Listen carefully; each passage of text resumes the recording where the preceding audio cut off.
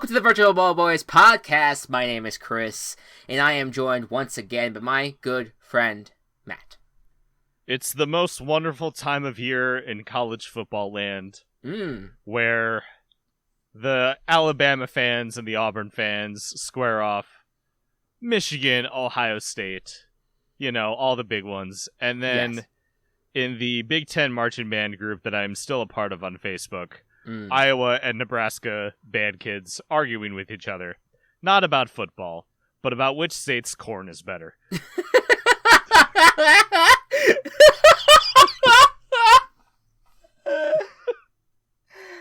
I'd imagine that is a source of a lot of pride for most of those states. A lot of Midwest states, myself being from Illinois, who outdoes both, is on par with both of them, but doesn't get as much flack or like back and forth between the two because we're known for things other than corn. Right. Yes. It's a funny thing to watch. Well, there is literally nothing that happens in those states other than corn. Like, it's either you grow the corn. It's corn and football. Those are the two things that Iowa and the states of Iowa and Nebraska. And Iowa is like interesting for politics, and that's about it. Like, and they had to do a lot of work. Yeah. To make themselves interesting in that regard. Yes, exactly. Like it's a lot of not uninteresting things there, but hey, they got the corn. Let me ask though, because I don't know. Have you been to Iowa or Nebraska? I think you've been to Iowa. I have been in Iowa. Okay. I could see Illinois the entire time I was in Iowa because I was just on the other side of the river, but I have been in Iowa. Okay. So my question to you then is, do you have a judgment on whether or not Iowa or Nebraska corn is better? I don't know where the corn comes from, Chris.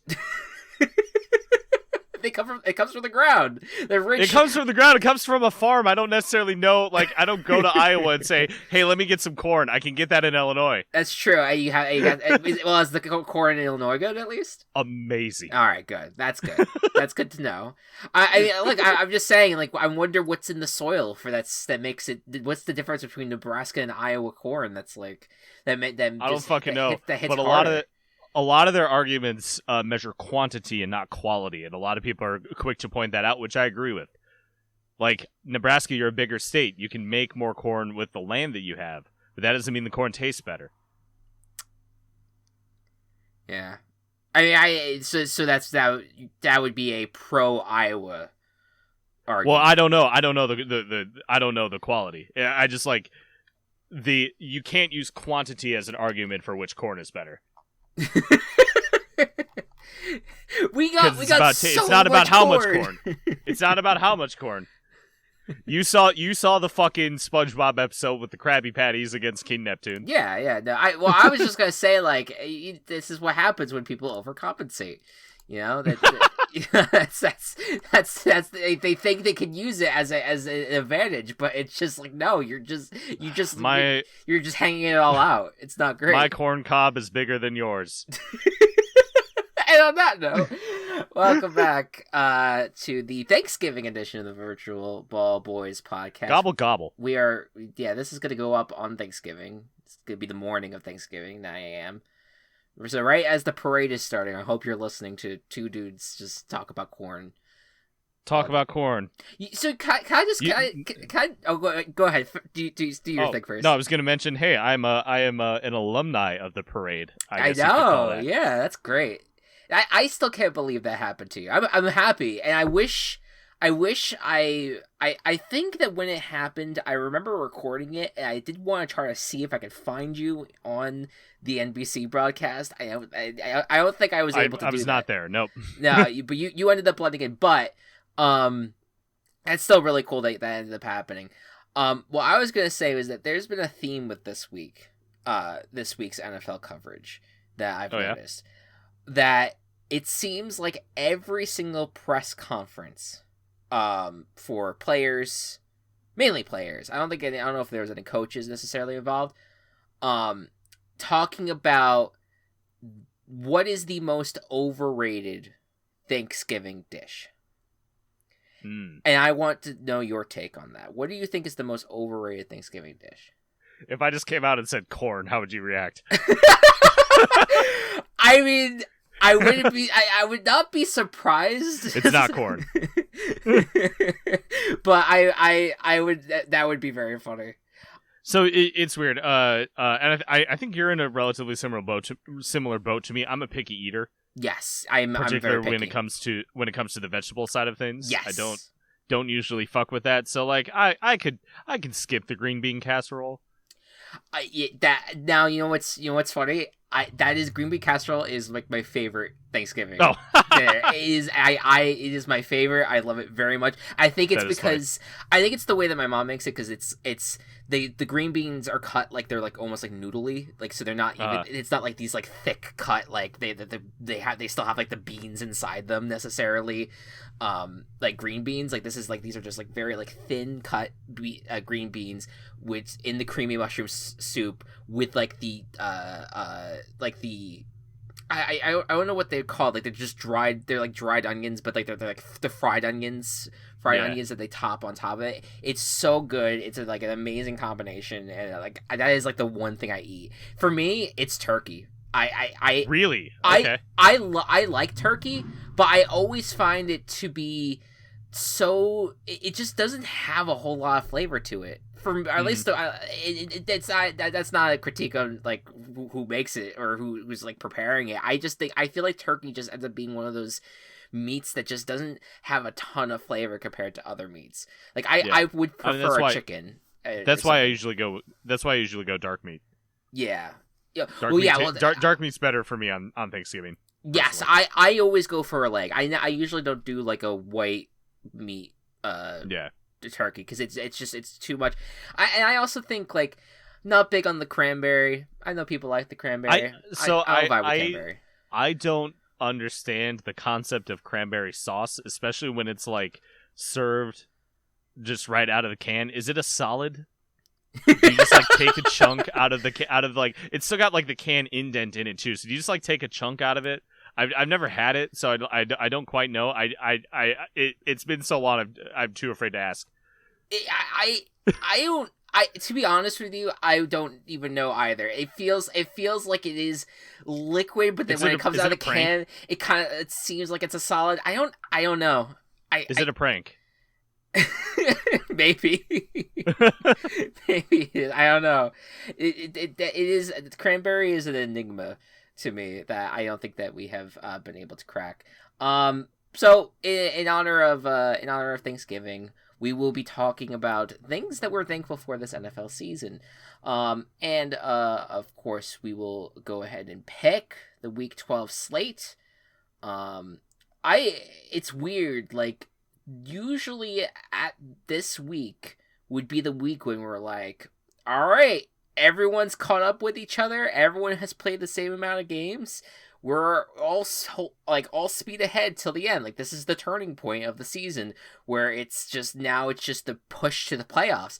And it is still kind of like that, but like it's like 10 or 12 teams have still not had their bye. Like it's a lot. Like the Cardinals and Chiefs are going to be this week, and I think after that you have like 8 other Panthers teams still have to take theirs. Yeah. That like I think I don't think the Browns have not gone on by yet. The Patriots have not gone on by yet. Yeah, there's a good selection. I think the last bye is going to be like week 14. And so we have Arizona, Kansas City this week.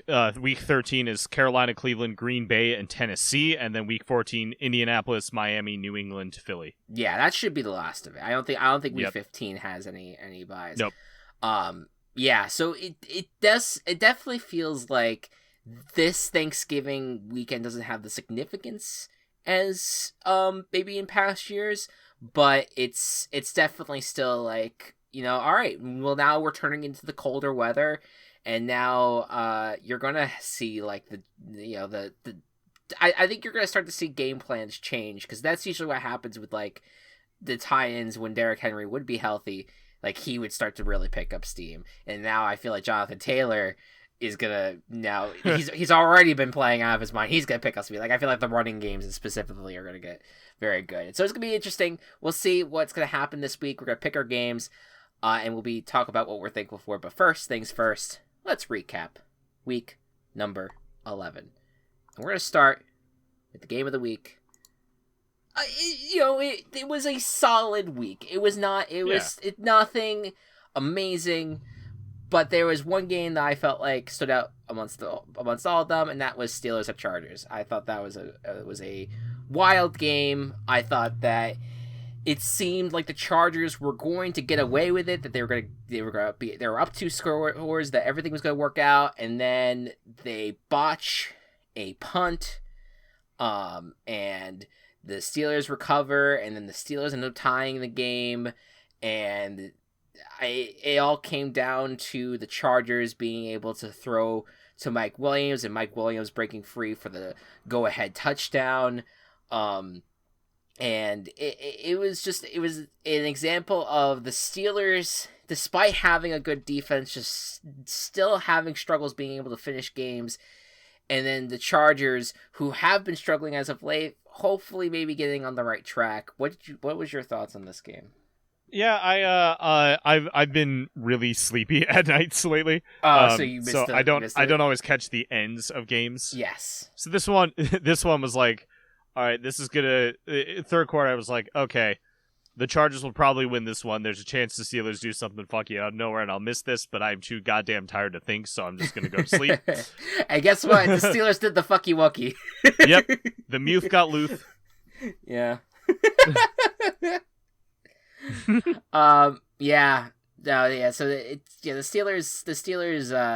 It was kind of wild seeing the whole thing unfold. There was one point where I forget when it was somewhat near the end of the game. It was when things were starting to kind of break loose. Where I think Cameron Hayward was accused of like punching Justin Herbert on the ground.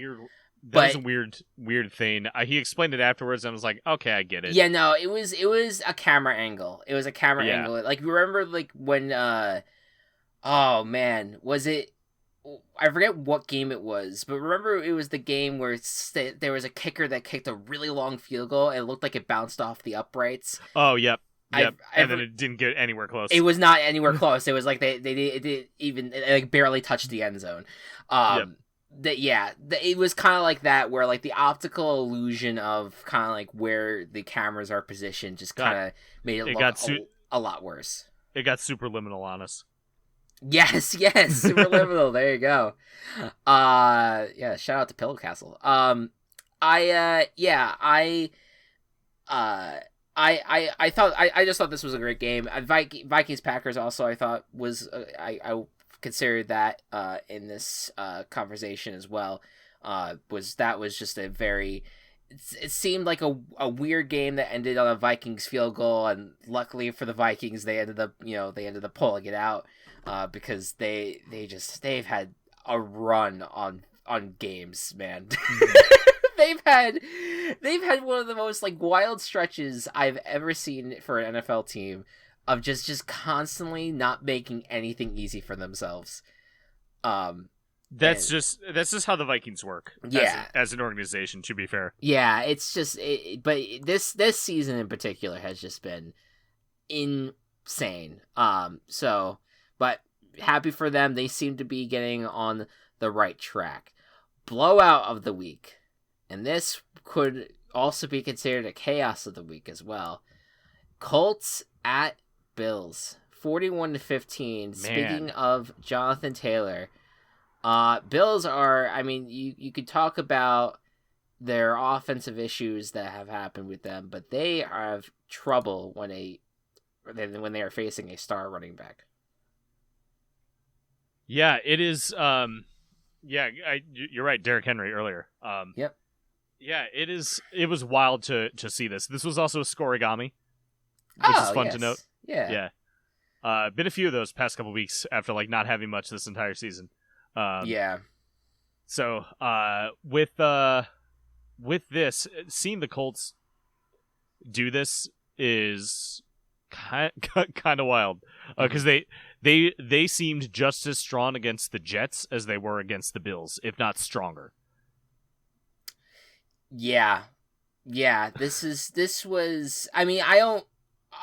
I feel like that Colts victory was it did.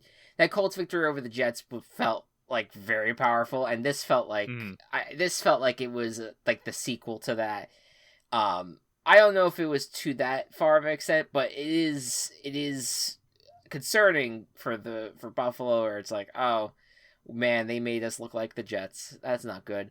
But no, I mean, I keep on going to the Bills angle of this. The Colts deserve so much credit. They've been, I think this is like a third or fourth straight game that they've won. They have turned things around so well for themselves. This is their third straight game. They're in the conversation for the division still. I mean, it's tough. It's still tough because they still need to keep on winning, and they need the Titans to lose multiple times here. Look at the Titans, not in a great situation right now with how many key offensive players are injured.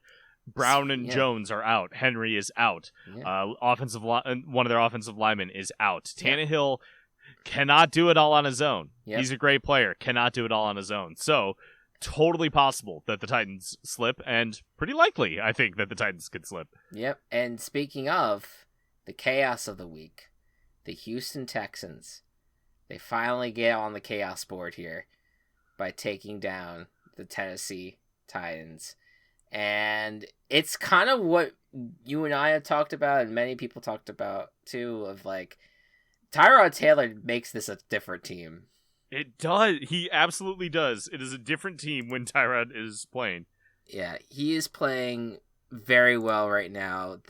That game, he had only 107 passing yards, but I think it's gonna be the stats on the ground as well that are considered, and just I don't know, like just the energy around this team just feels so different in comparison to other years. It's just or in comparison to like other games when Tyrod Taylor was not playing. Like this just feels like, all right, I'm not sitting here saying like, all right, now the Texans are gonna go on a run. Like I don't necessarily think that. Incorrect. But I think that, okay, they can maybe be at least a little interesting in some of these games. It's not going to be like this whole like, all right, whatever. This is the Texans. They're just going to lie down and die. Like Tyrod Taylor and a defense that's done well. I don't want to say the defense is doing great because they still allowed like 400 yards for the Titans offense, but there's enough playmakers on the Texans that I feel like they're not going to be necessarily like dead on arrival. They're still a team that could be dead after like the second quarter. But I'm like, this week they have the Jets. Like it's not going to be crazy to me if they beat the Jets, and so it's things like that where it's like they're in a conversation where they could easily be in the conversation of beating a mediocre team. It would get tougher the more the better the teams are. But they beat the Titans, and the Titans have that. Literally, the Titans steamrolled so many teams that are considered fantastic, and then they lose to the Texans. It's just wild. This season is wild. It is impossible to tell what is going to happen from here. We know that something will happen. Like when we get to like week 15, I think we'll have like when we get to week 15, we'll have a great idea, I think, of kind of what the rest of the season and the playoffs are going to be like. Mm-hmm. Usually we would have that now, and I don't think we have that now. No. I feel the same way about this current Survivor season, both the one that I'm running and the one that's airing. Yeah. We know that something is going to break. Someone is going to break. Someone is going to go to the front. But it is impossible to tell in this moment which fucking team it is. Yeah, it's weird, and I don't know. I am someone that, we're literally called Team Chaos Productions. We've talked about all the time how much we love the chaos. We love things, we love crazy shit happening in this league. I feel like too much crazy stuff has happened to the point where the ship has been righted. Because now we're seeing the Chiefs have now gotten back into the mix. You see the Patriots have gotten back into the mix a little bit. I think the NFC, you still have like the Cardinals, so like that conference feels like it's still like a little bit loopy. But like I don't know, like I'm starting to worry that like the AFC, how chaotic and nuts and insane it's all been. I feel like you're gonna end up seeing like two teams that have been in the conversation of who have dominated the Super Bowl conversation in the AFC for a decade. That those two teams are going to end up coming out and being like, all right, here we are. We're the teams to beat. And it's just like, God fucking damn it. Fuck you. How did we get from Bills and Browns back to Patriots Chiefs? Yeah. How did we literally like we put this entire AFC in the wash and we still didn't get the stains out. Like, it's like, how did this happen? No, it's wild, but, look, it's like you said, it's been impossible to predict this season. It's amazing that we did as well on our picks this week as we did. I think both of us went 10-5, so I'm pretty happy about that. We had the same picks last week, Chris. No, I know. I'm just saying that I'm just happy. No, I'm just saying in general though. I'm glad that we picked like at least 2/3 of the we did pick week pretty well. Yes. Yeah. The way that I interpreted that was, we both independently got to 10-5. No, we held hands and jumped off the bridge together. We were good. Yep. We did it. All right, let's get to Thanksgiving. And what we are thankful for. Because here's the thing, the history of Thanksgiving is a little iffy. All right, Thanksgiving is, You could probably say that about a good amount of holidays, that there's kind of some fucked up, history there. That's all of human history. Yeah, it's not great, but there's the things that I do. I think Thanksgiving is probably my favorite holiday. I could be swayed depending on what the season's happening is, but I think the reason why I love it so much is because of probably the getting to hang out with family, eat a lot of food. The football, the parade, and I do like, I find it very sweet, that people like kind of come together and be like, oh, okay, what are we thankful for? What is it? What are the things that we were thankful for the year, for just in general? And so I figured we take that and as we've been doing in past years, where we take that and we put an NFL spin on it, and we're just saying, what are we thankful for this season, and what have we seen this season that the things that we were thankful for the 2021 season, or just in general when it comes to football. So Matt, what are you thankful for? All right, I'm gonna start out. We were actually kind of talking about this. I'm actually thankful for how many upsets that there have been this season. Yes, because it is so much fun not knowing every single outcome every week. We try to predict, and I don't think our record this season is going to be as good as last season. I can kind of see where we were at last year by this point, to kind of check. But, in fact, let me see. In week 11 last year, I was at 99. In week 11 last year, I had 99. There you go. well, 99 correct picks. Okay. It's not as bad. It's maybe not as bad as you thought. Yeah, that's what you thought. Yeah, and we get one extra week this year still, but yes, still doing about the same, but still just not knowing, like, they're the teams that are on top, but the fact that they are not invincible makes everything exciting and fun. Yeah, no, I totally echo that. I obviously I'm just the whole Chiefs Patriots comment. I'm just it's just funny how we're kind of at this point where like, all right, now we're kind of back at the same players again for the AFC. But that is ignoring the idea, though, that there has just been so much turnover, especially on the AFC side, where it's like every week we're like, all right, this team's gonna take it, this team's gonna move forward, and they end up just blowing it the next week against the team that you don't expect. You know, yep. And you know, this week again, you and I both picked the Bills and Cowboys to make the Super Bowl, and then they blow both of them lose their games in blowout fashion. Like it's a, you know, it's just a insane to me that it has been so hard to kind of put your finger on the pulse of any of these teams to make you feel confident about any of them winning. And that does make for a more fun NFL. I hope it is like that case. I am worried that, you know, maybe things might start being like, all right, now we're going to start to see some more consistency. And I'm not saying consistency is inherently bad, but, you know, it's also like I think for all of us that are NFL fans and want to keep on seeing something new, you know, we don't want to see the same teams over and over again. We don't want to see the same teams at the top.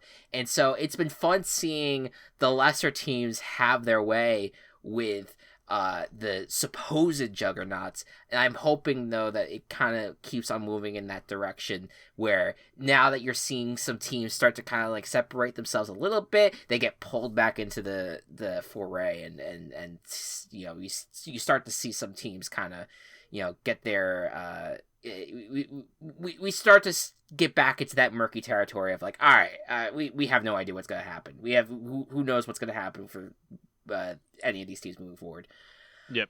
The first thing I'm thankful for, I am thankful that the Giants are who I thought they would be. And it's not something I'm like happy to be thankful for necessarily, but I'm thankful because I feel like every season I go into with the Giants, it's always a, you know, hearing the discussions about, oh, well, don't sleep on the Giants. Don't think that the Giants are going to be bad. And hearing that constantly, but very much knowing and understanding that this roster still fails to kind of meet expectations for what the history of this team is, that the coaching still is having the issues that it has, that you still have a guy who just thinks, you know, just drafting a bunch of fat guys for the defensive line is going to work out for him. It's ignoring the injury issues. It's ignoring so much that this Giants team has just been so prone to. And yesterday, you know, they finally fired Jason Garrett, a individual who I did not think they should have hired in the first place for the offense coordinator job.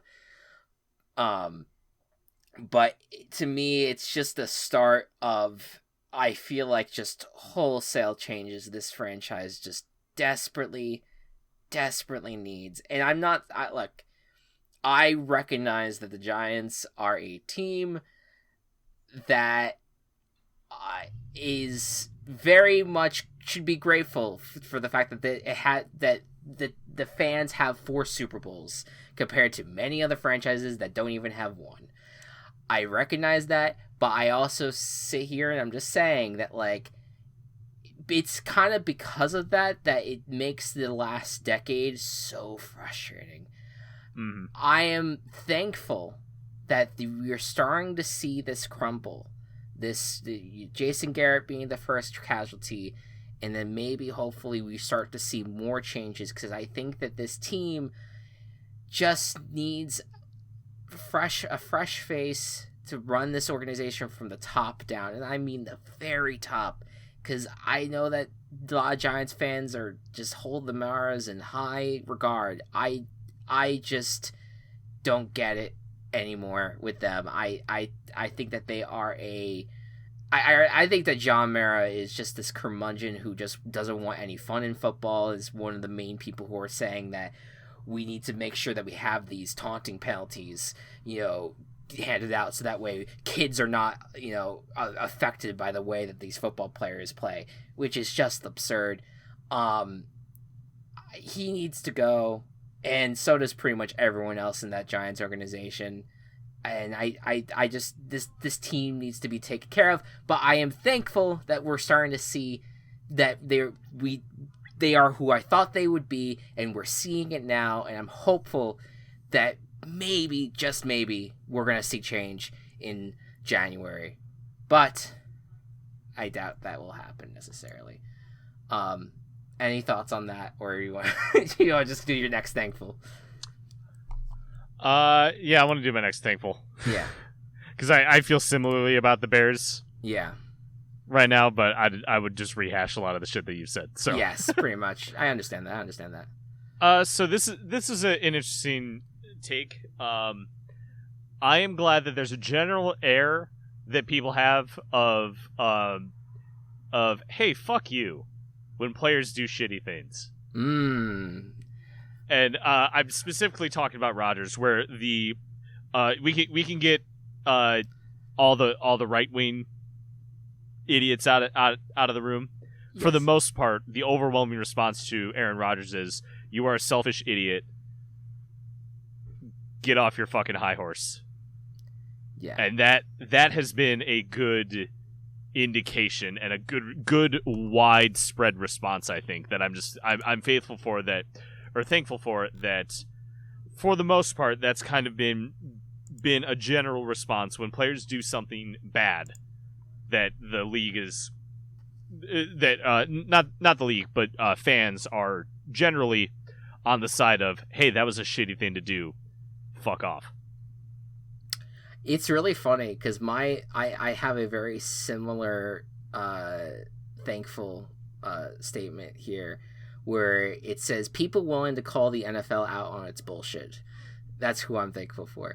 But I'll start with where you're coming from first. Like, yeah, I think that it's so important for us as a society to call bullshit where we see it, and it's really disheartening when that doesn't happen as overwhelmingly as you'd like. And especially with the Rodgers situation, it is nice to have seen a lot of people be like, not, hold him in, high regard and be like, oh, well, no, he's a future Hall of Famer, so we can't criticize him that hard. No, he deserves the criticism. Yep. And I think that, I think about I love that. I was going to bring this up with my other one, but I feel like the Deshaun Watson thing, I think, was another example of, I love that there's so many media members that I've been seeing, and a good amount of fans. I don't know if I'll paint a wide brush here. I'm hoping that it would be a wide brush, that are calling the Texans and calling these other NFL teams out on, why are you attempting to trade for a guy who's been accused of doing horrendous things to dozens of massage trainers, and the fact that you're still willing to say, like, hey, he's a good football player, we're going to trade for him and we're going to make sure that he plays this year for us. Like, why are we still attempting this shit? What, like, he's being federally investigated. What is happening? What are you doing?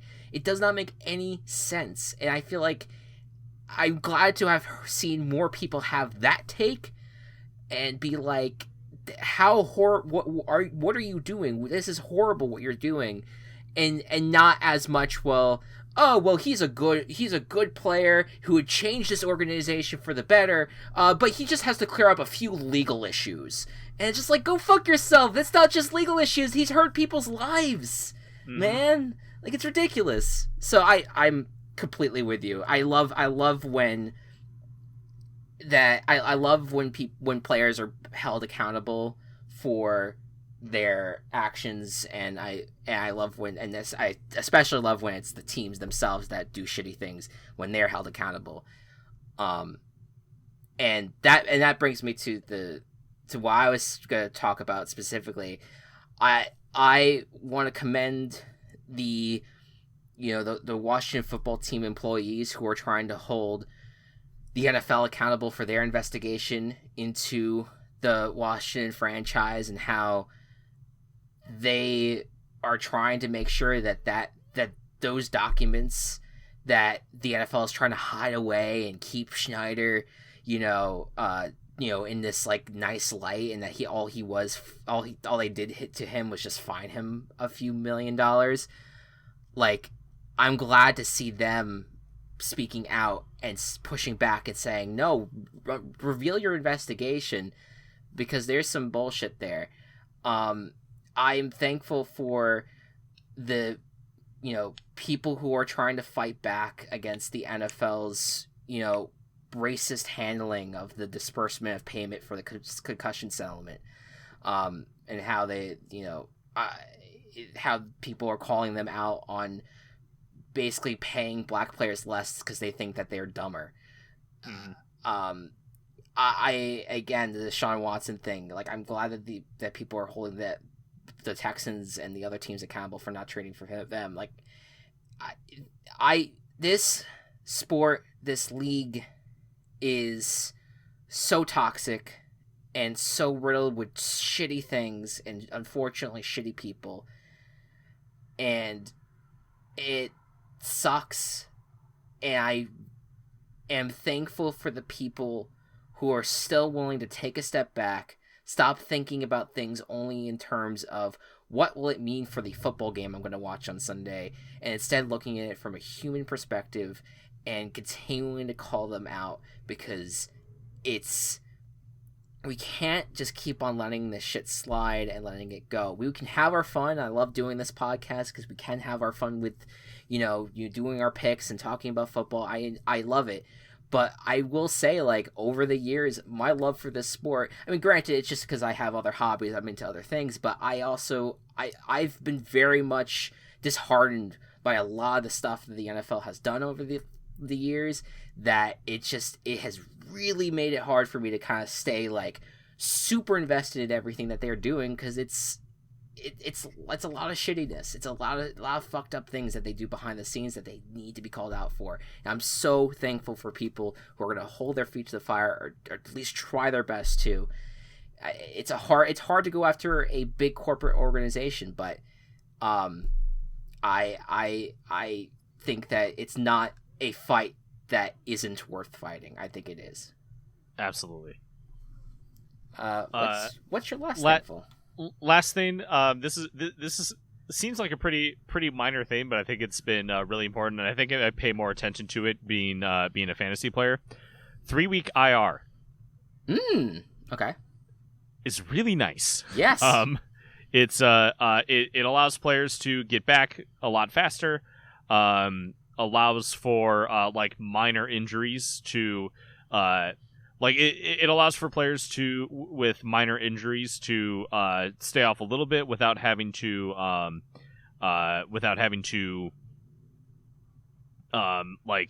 go on the IR for a long time, and just in general, it's really really good as a whole for the sport, I think.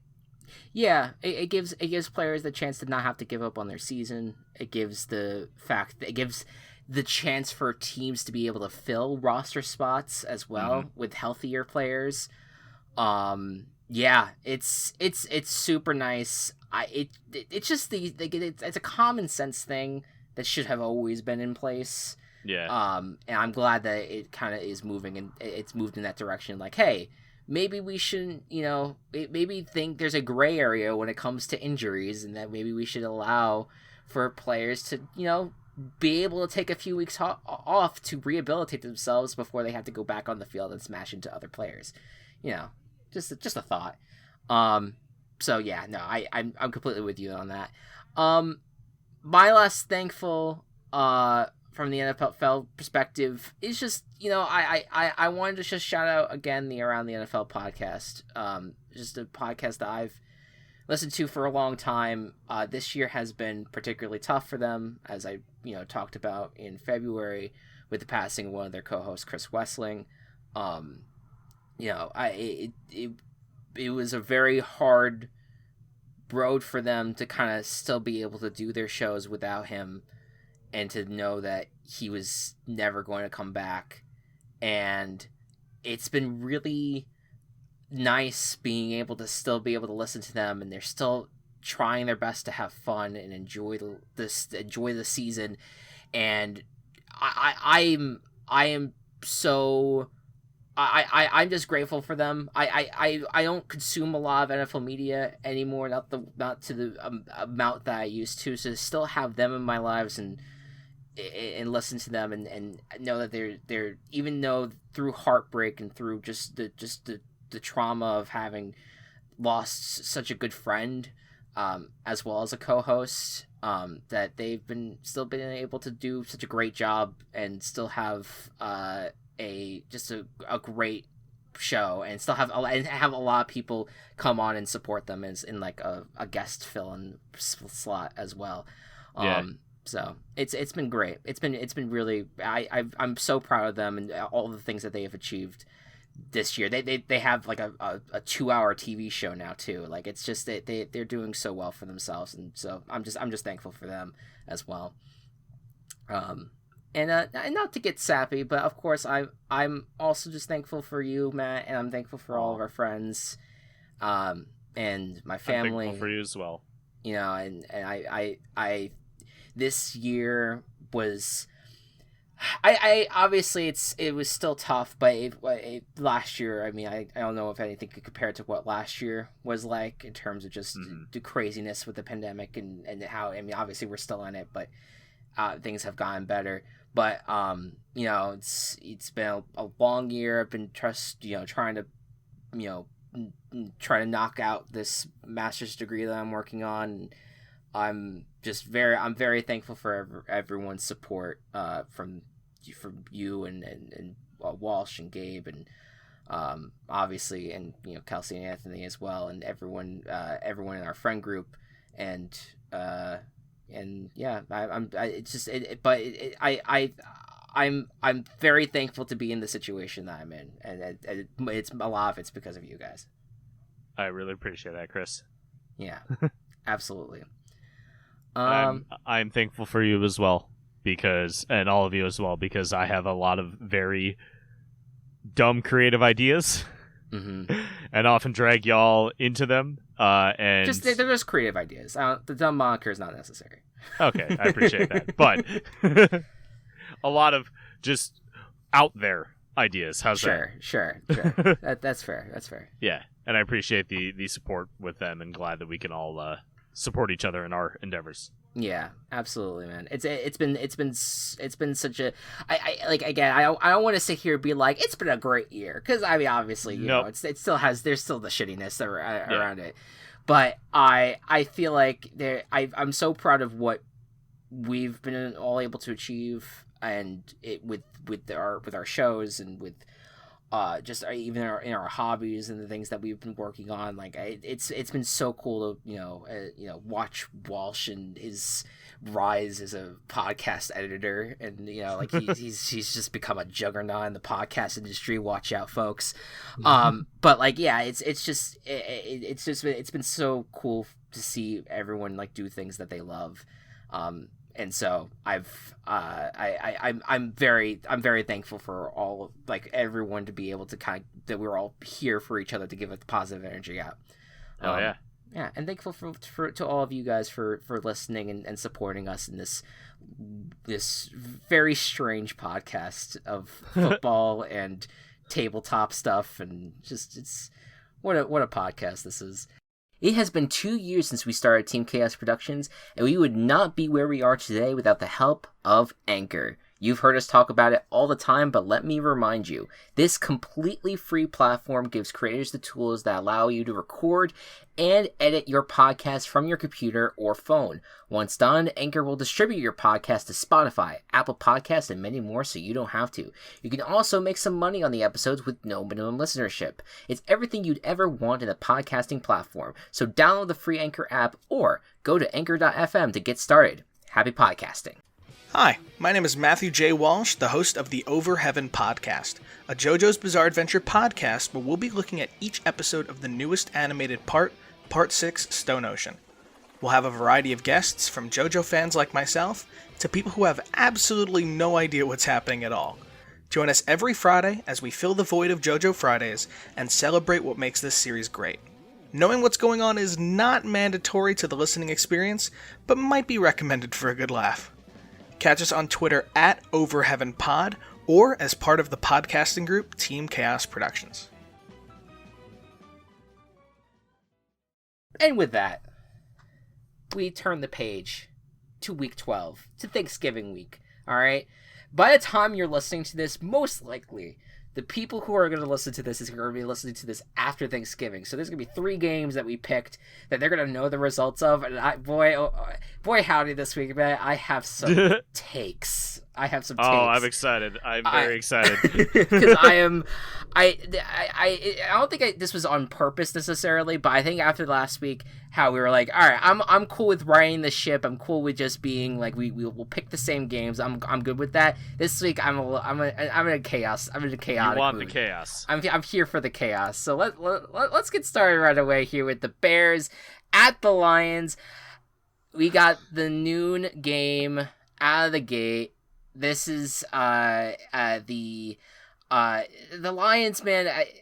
I keep on seeing people being like, why do we make the Lions play on Thanksgiving, especially when they're their thing? Yeah, it's their thing. It's the only thing they have. Yeah, it's not like the NFL doesn't like choose who plays on Thanksgiving.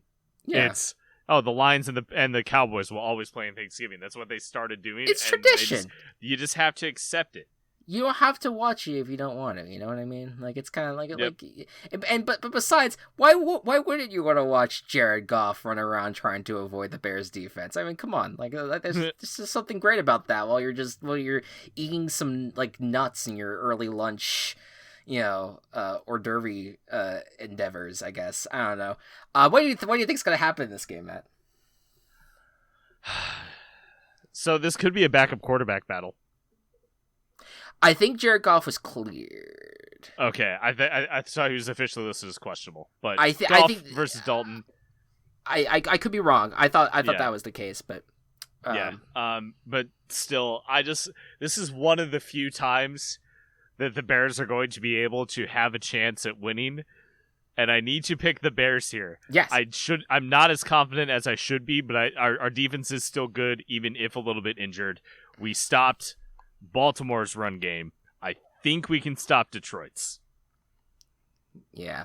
And Mooney is a great player, so I think he'll be good on offense. And Dalton is not the worst backup in the world. So yeah, so far I want to just kind of like rehash some things here. My chaoses this year, I've been 4-7 on chaoses. Not great. I've won my last 2 chaoses. And meanwhile, in the guaranteed point of view, I am 3-8, and I've lost my last 5 guarantees. Mm-hmm. It has been brutal.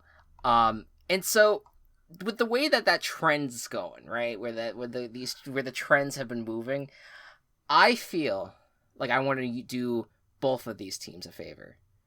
All right. Okay. I am going to guarantee the Chicago Bears. Okay. In this matchup, because I believe that if I do that, the Bears will lose, the Lions will win. So Dan Campbell gets to celebrate Thanksgiving with his first victory, And that way, the Bears will go about their plan of firing Matt Nagy after Thanksgiving. Okay, all right. You know what? I'm down with this now. I'm. So I'm guaranteeing the Bears to help both teams out. That's where I'm at. Next up.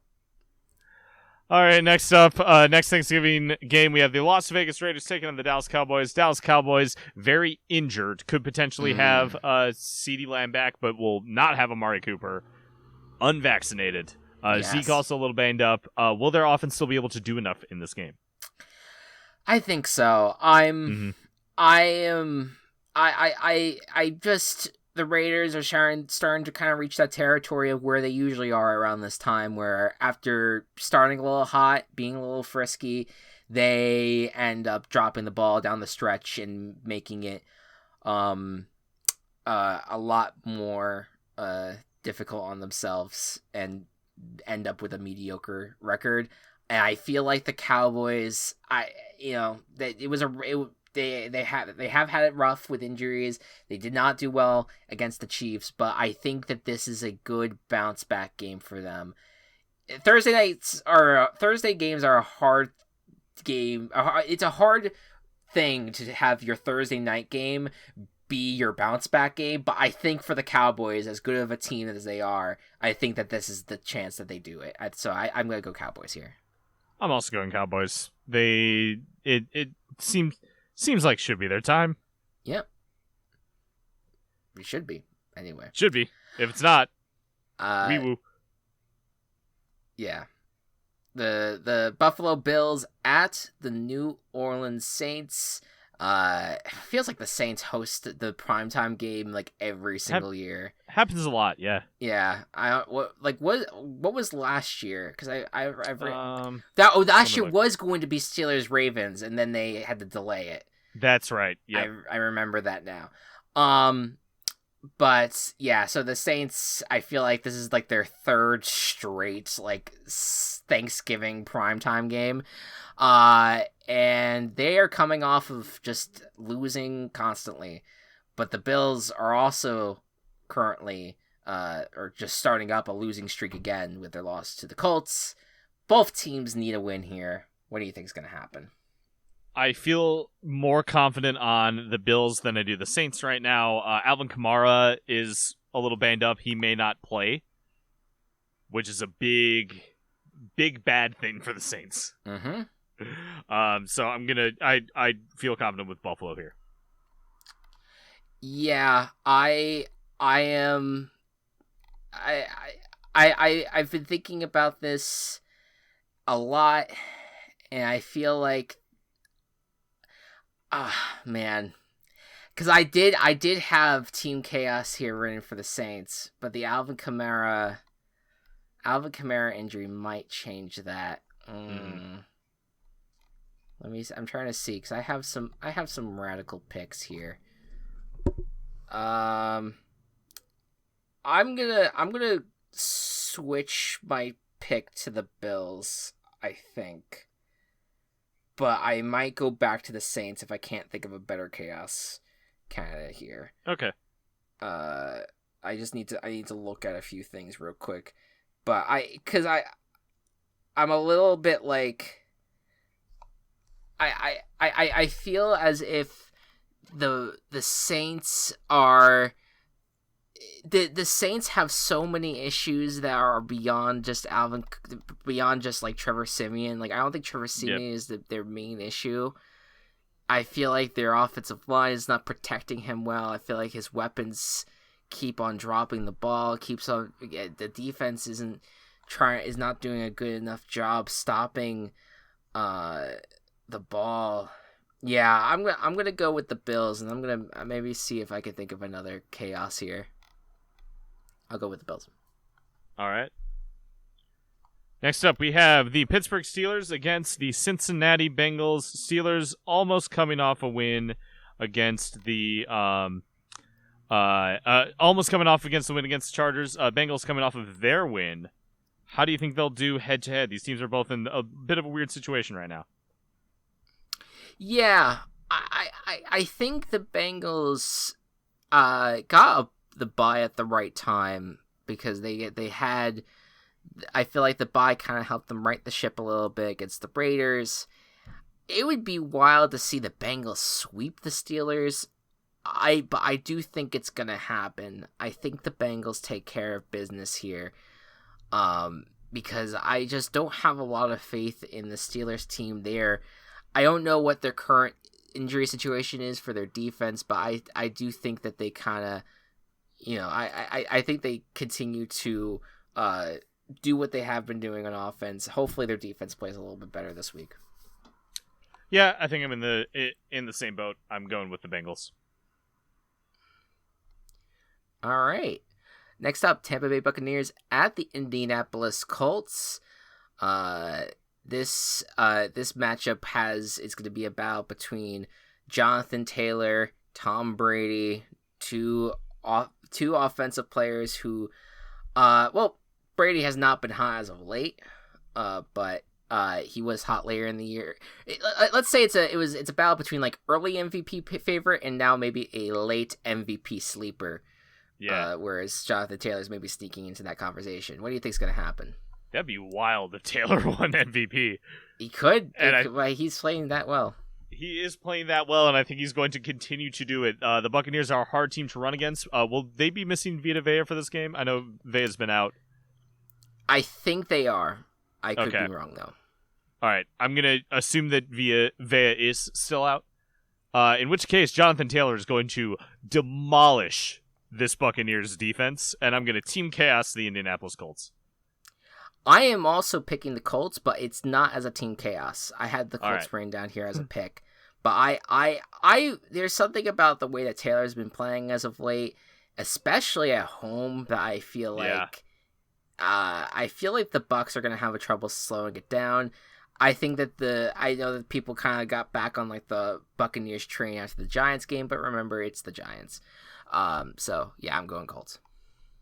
All right. Next up, we have the Carolina Panthers, who just came off of their home loss to Washington. After everyone thought that they were back, Cam was back. Now they get to face the Dolphins in Miami. What's going to happen? I am believing in the Panthers still. I know that maybe is a fool's errand at this point. But I think that I still think that their defense can get back to where they used to be. I still like the offensive weapons a lot on this team. Dolphins have had a pretty nice go of it the last few weeks, but I guess they could win this game, but I think the Panthers are gonna do it. I hope the Panthers do it. Yeah. Yeah. I mean, like I want something to happen. I'm a Panthers fan. So it's got to be this one, right? They can try to make a push. They do not have a very easy schedule the rest of the way. So I hope that this is one of the wins that they can get done. Yeah. Yeah, it should be anyway. The Titans at the Patriots. This is a matchup. I believe this is the first time the Titans are in New England or even facing New England since the playoff game that knocked Brady out of New England officially. Now, what will Mac Jones do with a beat-up Titans team? Will they win it here, Matt?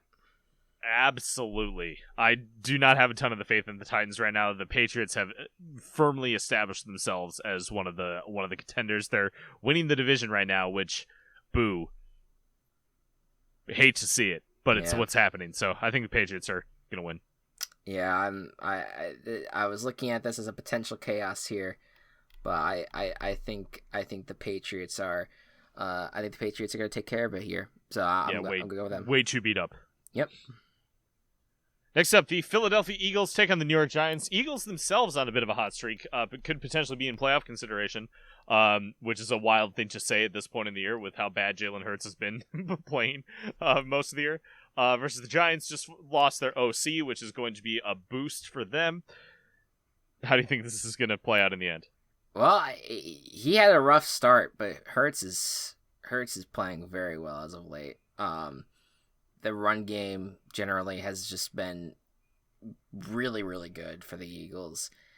I feel like this team should beat the Giants. They're playing well enough where they could sneak into a wild card spot in a NFC that generally is not very deep.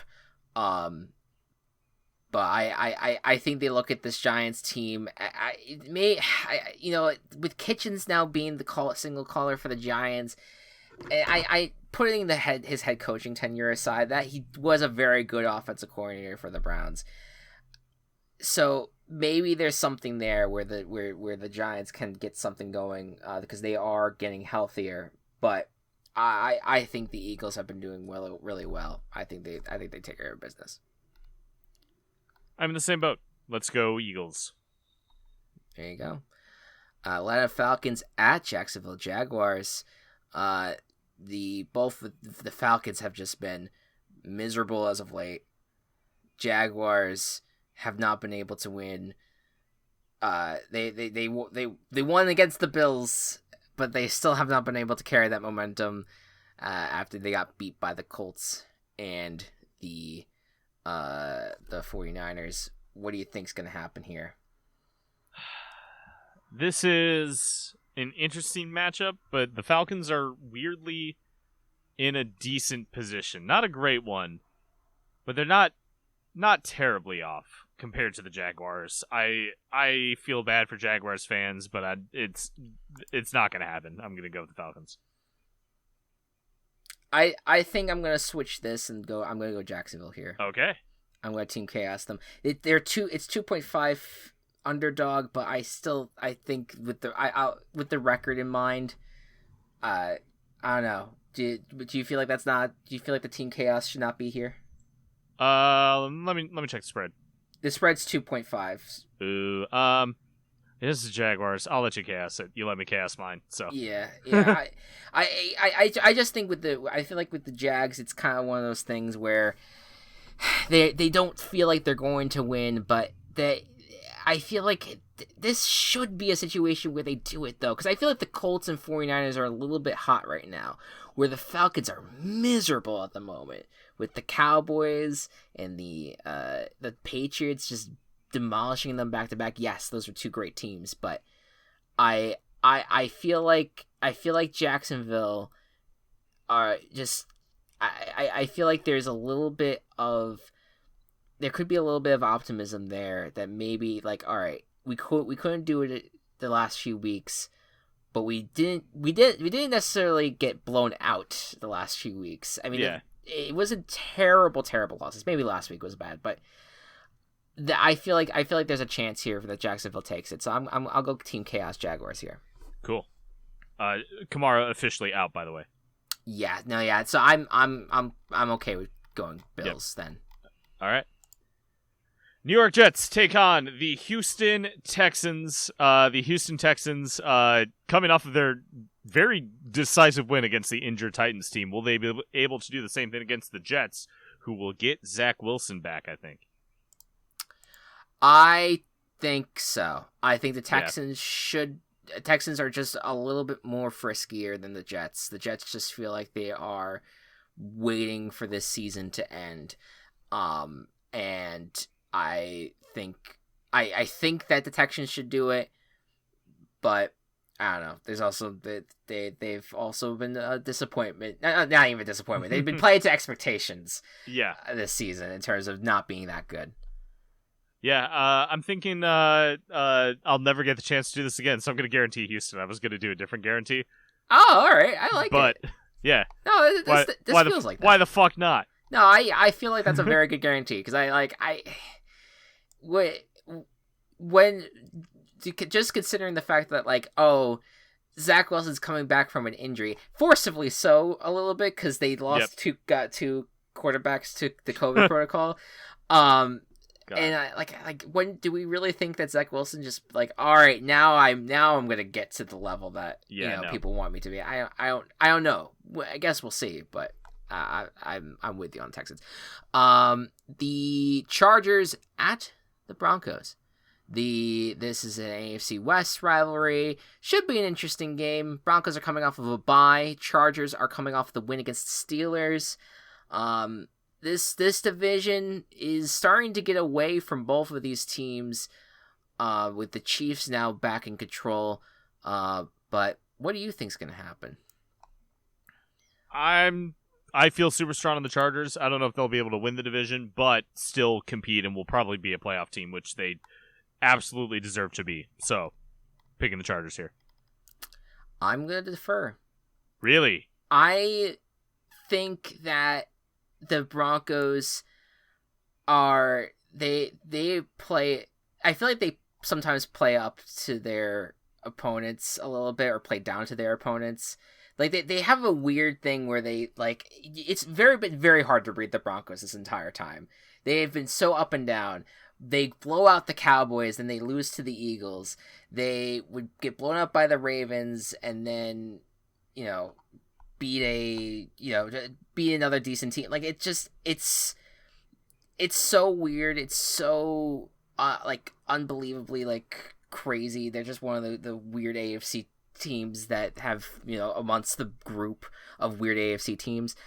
I feel like with the Broncos that this is a team that is coming off of a bye, that they're at home, and I feel like they could do enough to maybe disrupt the Chargers offense that's generally, unfortunately, been very easy to disrupt, and against a defense that has not played very well.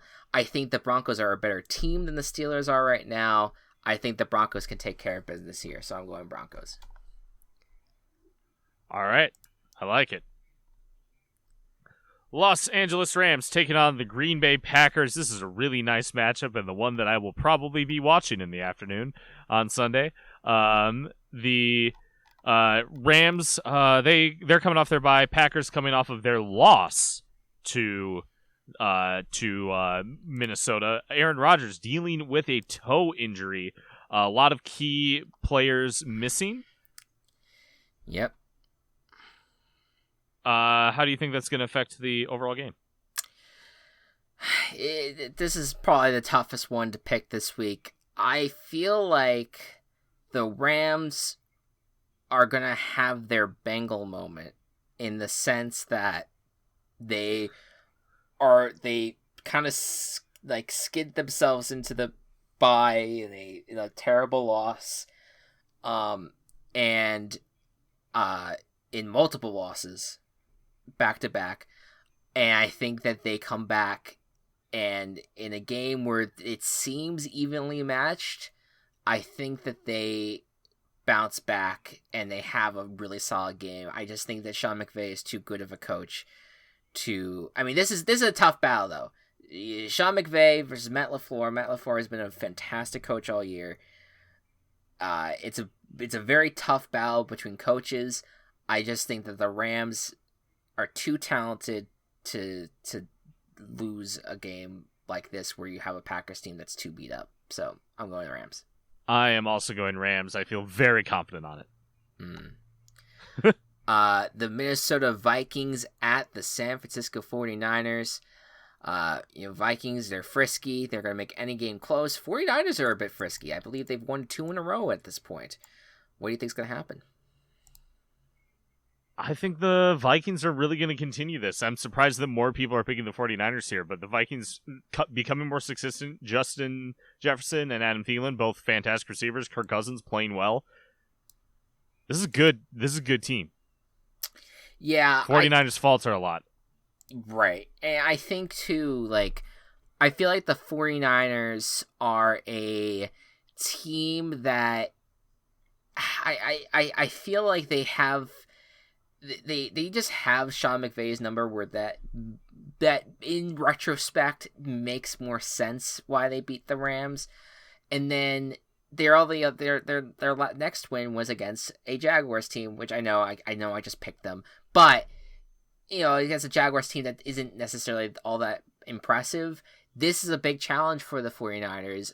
I think that they could step up to the challenge. I don't think necessarily this is like a blowout. Certainly not. It's the Vikings who are involved. No, yeah. Right. But I think I think that the Vikings are just a better, more talented team at the moment. I feel like the 49ers are lacking the talent that we thought that they had at the beginning of the year. At least I thought that they had.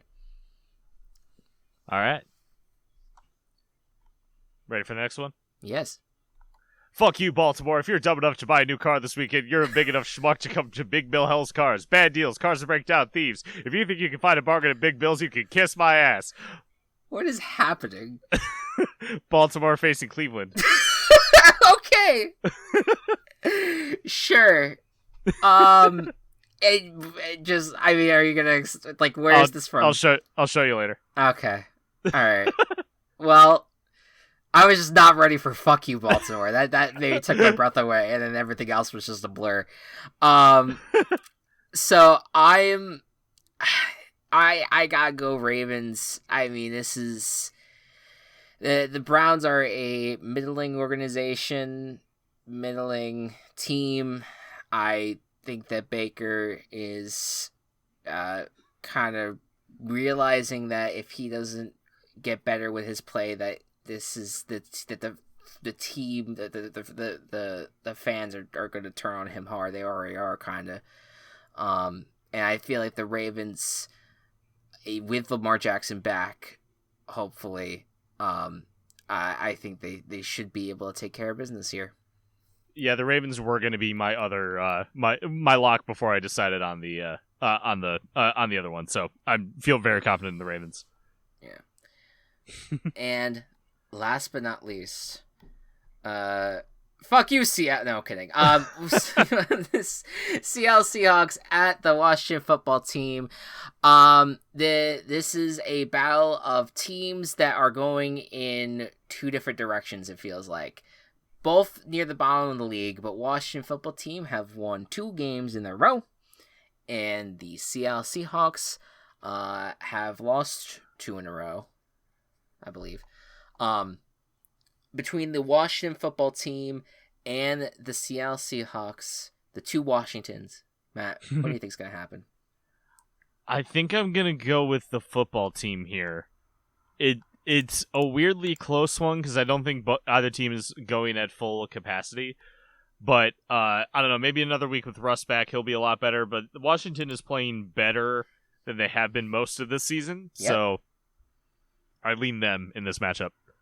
Yeah, I do too. I feel like their defense is starting to kind of show what they could be.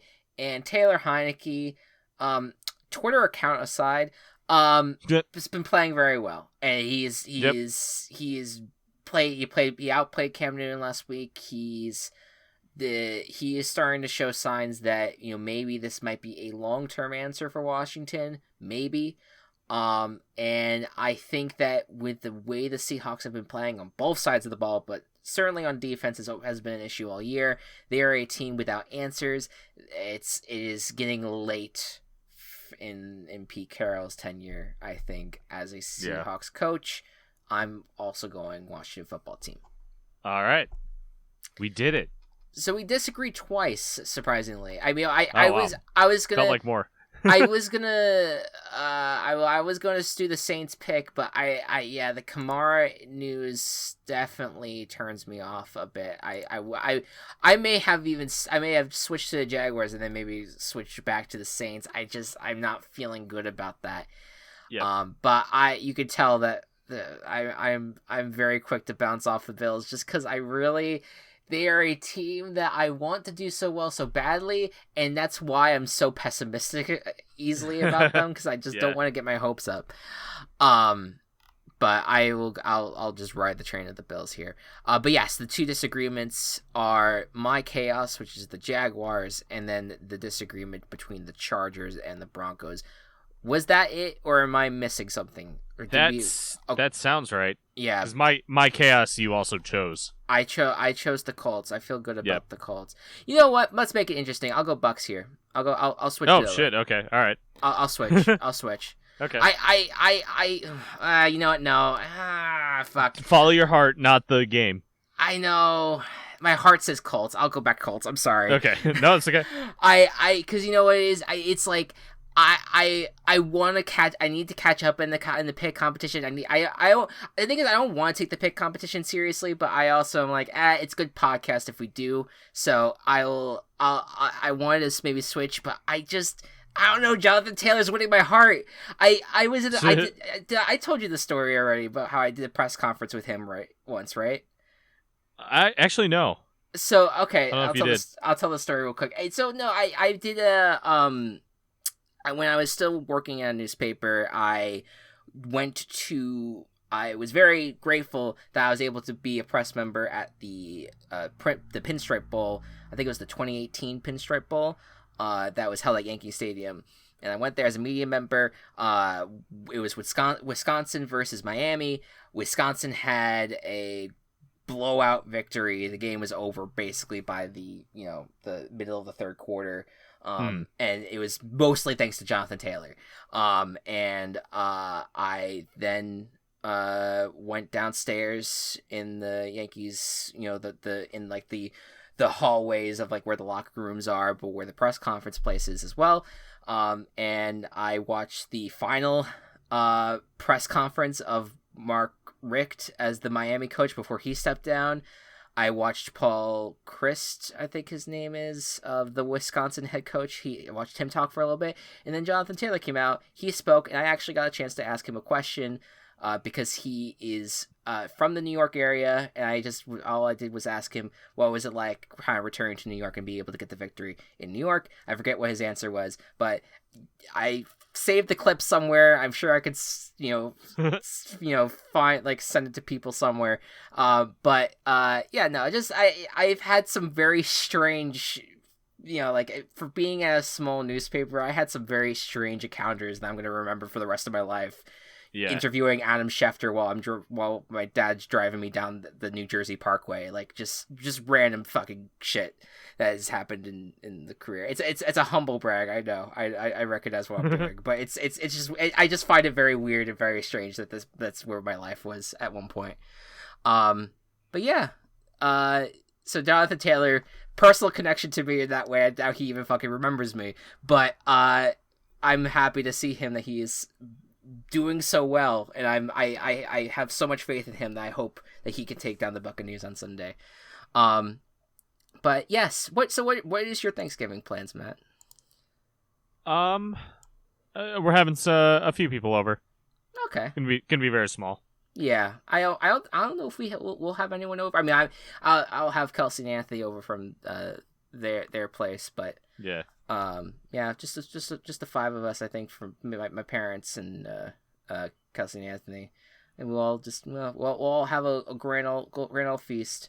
And whatever you are doing this Thanksgiving holiday, we hope you have a great holiday. We hope you have a great dinner. If you're watching this post Thanksgiving, well, hey, get something nice for yourself for Black Friday.